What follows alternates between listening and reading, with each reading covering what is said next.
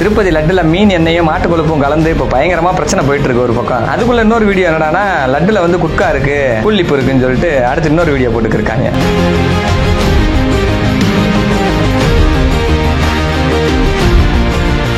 நடக்கிறது நடக்கட்டும், இந்த மாதிரி கொழுப்பு கலந்துட்டனால நாங்கள் அதுக்கு தீட்டு கழிக்க போறோம் அப்படின்னு சொல்லிட்டு கோவில் அர்ச்சகர்லாம் சேர்ந்துக்கிட்டு ஃபுல்லா மாட்டு கோமியத்தையும் இன்னொத்தையும் பஞ்சகாவியம் தெளிச்சுக்கிட்டு தீப்பந்தத்தை ஏற்றிட்டு அந்தந்த அங்கிட்டு அப்படியே சுற்றி சுற்றி நடப்பாதையில் பூரா சூடு வச்சுக்கிட்டே போறாங்க.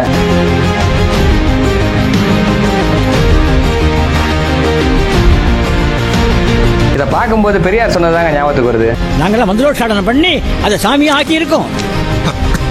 மொட்டைப்பாறையிலிருந்து உடைச்ச கல்லுக்கு மந்திரம் சொல்லி அதை சாமி ஆக்குறதுக்கு பதிலா ஒரு தாழ்த்தப்பட்டவனுக்கு மந்திரம் சொல்லி மேல் ஜாதிக்காரன் ஆக்குனீங்கன்னா எல்லா பிரச்சனையும் தேந்திரும் இல்லைங்களா? அக்கா பெருமாளோட பெரிய பக்தியா இருப்பாங்க போல. எவ்வளவு கோடான கோடி மக்கள்லாம் வந்து ஒரு பிரசாதம் நம்ம கிடைக்கணுன்றதுக்கு எவ்வளவு கஷ்டப்படுறோம்.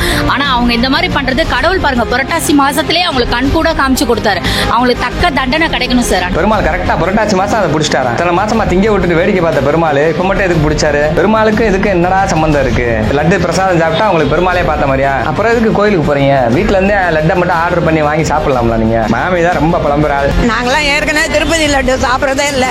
ஏன்னா எல்லாரும் இது பண்றா செய்யறான்றதுனால மாமி வந்து லட்டே சாப்பிடறது இல்லையா? ஏன்னா நிறைய பேர் கைப்படுதா, அதுல வந்து நிறைய பேர் கை வச்சு அது பண்றதுனால லட்டு சாப்பிடறது இல்லையா? காய்கறி சவர்லாம் எப்படி சாப்பிடறான்னு தெரியல.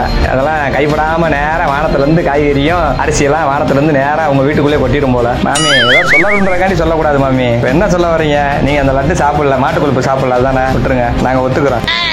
நாங்கெல்லாம் பியூர் வெஜ்ஜு, எங்களை போய் மாட்டு கொழுப்பு சாப்பிட வச்சிட்டீங்களே அப்படின்னு சொல்லிட்டு சொல்லிக்கிட்டு இருக்காங்க. பியூர் வெஜ்ஜா இருக்க நீங்க தான் ஐஸ்கிரீம் கேக்கு அப்புறம் சாக்லேட்டு இதெல்லாம் சாப்பிட்டு இருக்கீங்க. சாக்லேட்லாம் எங்க இருந்து வருது? மாட்டு கொழுப்பு சாப்பிட்றது பரவாயில்ல, சாக்லேட் பூரா எப்படி ஆகுதுன்னு சொல்லிட்டு ஒரு வீடியோ போட்டிருக்காங்க. எல்லாம் திருப்பதியில நம்ம எடுக்கிற முடியில இருந்து தான் சாக்லேட்டு தயாரிக்கிறாங்க. நீங்க சாக்லேட் சாப்பிட்றது ஆரோக்கிய கேடா இல்லையா அப்படிங்கறத நம்ம பேசணுமே தவிர்த்து சிஸ்டைன் எங்கேருந்து வருது அப்படிங்கிறப்ப அது கெமிக்கல் ப்ராசஸ். ஸோ அது திருப்பதி முடியிலேருந்து தயாரிக்கிறாங்க அப்படிங்கிறப்ப அதில் இருக்கிற அமினோ ஆசிடை உடைக்கிறாங்க.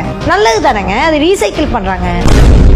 எது எப்படி வேணாலும் இருக்கட்டுங்க, கடவுள் நம்பிக்கைக்கும் மூட நம்பிக்கைக்கும் வித்தியாசம் இருக்கு. சாமி கும்பிடுறியா கும்பிடு, அதே பெருமாளை வீட்டுல வச்சு நீ கும்பிடலாம். இந்த லட்டு தான் பிரசாதம்னு கண்டுபிடிச்சது யாரு? கடவுளா மனுஷனா? மாட்டு கொழுப்பு லட்டுல மட்டும் தான் சேர்க்கிறாங்களா? பியூர் வெஜ்ஜுன்னு உலகத்துல எவனுமே கிடையாது. பியூர் வெஜ் அப்படின்னா நீ தண்ணியே குடிக்கக்கூடாது. தண்ணியில எத்தனை மீன் வாழ்ந்து அது செத்து அதோட செதில்கள்லாம் கலந்து வருது, எல்லாத்தையும் பியூரிஃபை பண்ணி குடிக்கிறீங்க. லட்சக்கணக்கான நுண்ணுயிர்கள் இருக்கு, அதெல்லாம் எந்த கணக்குல சேர்க்கறது?